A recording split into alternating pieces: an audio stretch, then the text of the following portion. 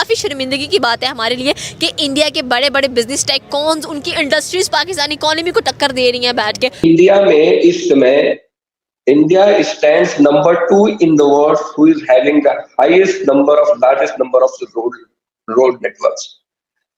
Number one. जितने भी American brands ने उनको ये कहा भाई आप चाइना से निकलो, जिसको वो कभी डी रिस्क कहते हैं, कभी वो डी कपल कहते हैं, लेकिन उन्होंने एक लार्जर पिक्चर खींच दी है अमेरिकन बिजनेस कम्युनिटी के लिए कि आप की जो इन्वेस्टमेंट है वो चाइना के अंदर सिक्योर नहीं है, इंडिया हमारा दोस्त है, सो लिहाजा ये फ्रेंड शोरिंग जो है वो हो रही है। ख्याल से कि आज भी हम 1965 में ही खड़े हैं।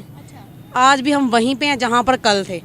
और बाकी सब ममालिक देख लें कहाँ से कहाँ चले गए हैं। जैसे कि इंडिया को देख लें, उनकी हर चीज़ अपनी है, सब कुछ अपना है, वहाँ का इतना कुछ है। हम पाकिस्तानी फिर भी आज भी ज़ीरो पे ही हैं। इतना कुछ है, देखिए गाड़ियाँ वो खुद बना रहे हैं, इंजीनियर उनके हैं, डॉक्टर उनके हैं, सब कुछ उनका। हमारा क्या है?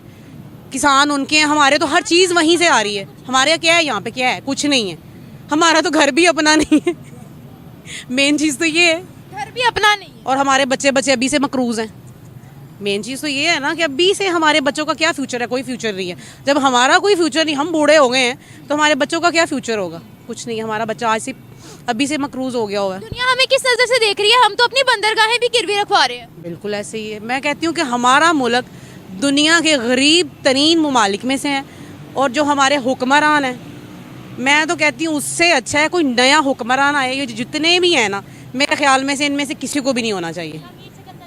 सब एक जैसे हैं और सब खाने वाले हैं। कोई नया आना चाहिए मेरे ख्याल से। 76 साल में कोई एक तरक्की तो की हो हमने? सोच में पड़ गई है। एक की है कि जो भी आता है सिर्फ और सिर्फ खाता है, बस। इसके अलावा हमारे मुल्क में तालीम में तरक्की, टेक्नोलॉजी में तरक्की, किसी एक सेक्टर में मुझे तो कुछ नजर ही नहीं आता। मैं क्या कह सकती? तालीम में नो, तालीम में भी नहीं, इंफ्रास्ट्रक्चर में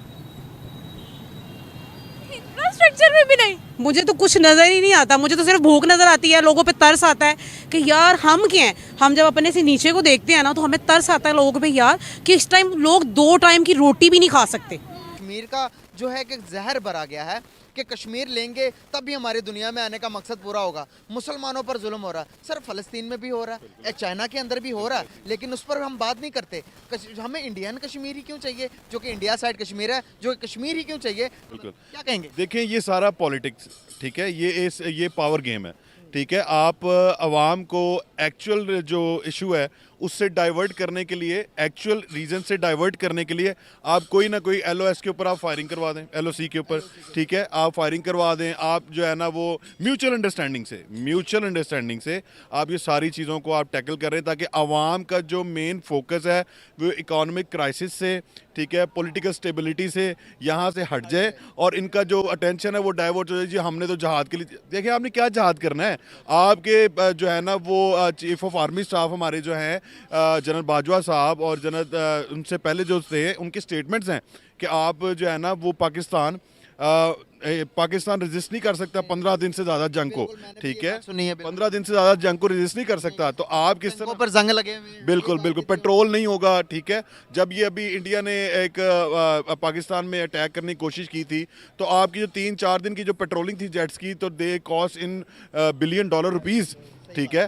तो आप अब कह रहे हैं कि जी हमने, देखें ये सारा लोगों को हमारे पाकिस्तान का अलमिया ये है कि आप मजहबी इशू बना लें, आप किसी के ऊपर तोहमत लगा दें, उसका सर आप कलम करवा दें, या आप जो है ना मुसलमान आप गज़ा की बात करें, आप फ़लस्तीन की बात क्यों नहीं करते, आप शाम की बात क्यों नहीं करते?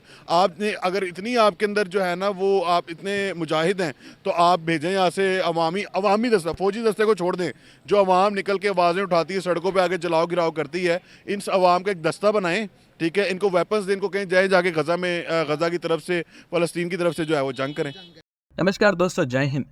सबसे बड़ी खबर आती है जियो कंपनी से, और इसे सुनकर पाकिस्तान और चीन काफी सदमे में आ चुका है और चौकन्ना भी हो चुका है। जियो कंपनी जल्द ही श्रीलंका की एक टेलीकॉम कंपनी में अपना बहुत बड़ा हिस्सा लेने वाली है और श्रीलंका में अपना जियो स्टार्ट करने वाली है। इससे चाइना को तो काफी बड़ा कंपटीशन मिल चुका है। श्रीलंका में इसके पहली सरकार थोड़ी प्रो चाइना थी और वो हमेशा चाइना को प्रेफर भी करते थे। इसके ऊपर हमने कई सारे वीडियो ऑलरेडी बना दिए हैं। अभी जिस प्रकार से श्रीलंका के इकोनॉमिक क्राइसिस के बाद जिस प्रकार से भारत ने श्रीलंका को मदद की है, वो भी बिना किसी प्रॉफिट के, तब से श्रीलंका का रुख काफी बदल चुका है और उन्होंने चांस दिया है जियो को। श्रीलंकन कंपनी में काफी बड़ा हिस्सा जियो कंपनी अब लेगी और जियो श्रीलंका में शुरू हो जाएगा।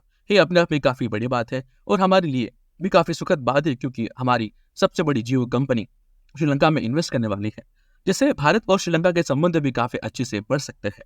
दूसरी ओर चाइना को टक्कर देने के बाद चाइना को तो इसको बुरा लगा होगा, क्योंकि ये काफी बड़ी डील चीन के हाथ से चली गई।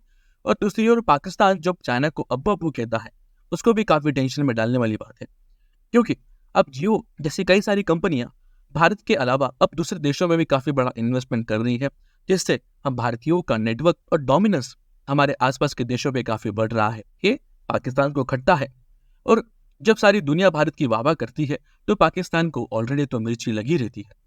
कई सारे देशों से भारत में काफी बड़ा FDI आया है। ये देखकर पाकिस्तान तो और भी शर्मिंदा होता है और बार बार भारत को किसी न किसी मुद्दे पे कोसने का ट्राई करता है। 2 दिन पहले ही यूके के पार्लियामेंट में याना मीर, एक कश्मीरी एक्टिविस्ट को बुलाया गया जो काफी पॉपुलर है और पिछले कई सालों से कश्मीर के मुद्दों पे अपनी बात रखते आई हुई है। उन्होंने पाकिस्तानी एक्टिविस्ट मलाला को जवाब देते हुए कहा कि वो अपने देश में काफी सुखी है और वो कश्मीर में काफी फ्रीडम महसूस करती है, उन्हें बोलने की आज़ादी है और उन्हें किसी प्रकार का डर नहीं है। वो अपना देश छोड़ के भागकर जाना नहीं चाहते, क्योंकि वो अपने देश में काफी सेफ फील करती है। इन्होंने ताना मारा है मलाला को। मलाला जो पाकिस्तानी एक्टिविस्ट थी, जिन्होंने एक्टिविस्ट का नाटक करते हुए अपने देश को भी बदनाम कर दिया और दूसरे देश में जाके बस गई और कई सारी हजारों डॉलर्स का फेलोशिप लेकर वो अब आराम की जिंदगी जी रही है और काफी सारे अवार्ड्स और नॉमिनेशन लेने के बाद। पर हमारी कश्मीरी लड़की जो कश्मीर का वाली मुद्दा उठाती है, कश्मीर में रह के मुद्दा उठाती है, ये अपने आप में काफी बड़ी बात है। कश्मीर के लोगों पे कुछ दबाव है या नहीं, ये तो खुद कश्मीर के लोग ही बताएंगे। और याना मीर जैसी कई सारी लड़कियां एक्टिविस्ट सामने आकर अपना आवाज रखती है, कश्मीर में हो रहे हालचालों के बारे में हमें बताती है और वो लोग कितना सेफ फील करते हैं इनके बारे में बताते हैं। पिछले 10 सालों में कश्मीर का जो काया पलट हुआ है, ये अपने आप में काफी बड़ी बात है। और खासकर 370 के बाद वहाँ के लोगों को रोजगार मिलने लगा है। School, colleges, infrastructure, highways, tunnels वहाँ पे बन रहे हैं, बड़े बड़े ब्रिजेस बन रहे हैं, कनेक्टिविटी बढ़ रही है। इससे जम्मू कश्मीर के साथ काफी अच्छी कनेक्टिविटी बढ़ने के बाद व्यापार में, ट्रेड में काफी डेवलपमेंट दिख रही है और वहाँ के लोगों को रोजगार मिल रहा है। हेल्थ के सेक्टर में भी और स्कूल के सेक्टर में भी काफी बड़ी बात हो चुकी है और वहाँ के लोग भारत सरकार से काफी खुश है। 10-15 साल पहले जब कश्मीर को तोड़ने की बात हुआ करती थी, अब वो आवाज काफी दब चुकी है, क्योंकि लोगों को भड़काने वाले लोग अब तड़ीपार हो चुके हैं या फिर जेल में है, जिनको फंडिंग आती थी पाकिस्तान से। पाकिस्तान की आर्मी, पाकिस्तान की सरकार, ISI इनको फंड दिया करती थी और तब जाके वो 500,000 रुपए देकर लोगों को उनका माइंड भड़काते थे और भारतीय आर्मी के ऊपर वो पत्थरबाजी किया करते थे। पर जब से 370 हटा है, तब से ये धंधे बंद हो चुके हैं और पाकिस्तान को काफी बड़ा सदमा लगा है कि अब कश्मीर के लोगों का मन परिवर्तन हो चुका है। जो भी एक्सट्रीमिस्ट एक्टिविस्ट थे, जो रोज पाकिस्तानी थे, अब उनके भी मन परिवर्तन हो चुके हैं। अब वो भारत की वाह करते हैं, भारत सरकार की वाह करते हैं, भारत देश के ऊपर काफी नाज करते हैं। ये देखकर पाकिस्तानियों को तो जीते जी नरक यातना होती है।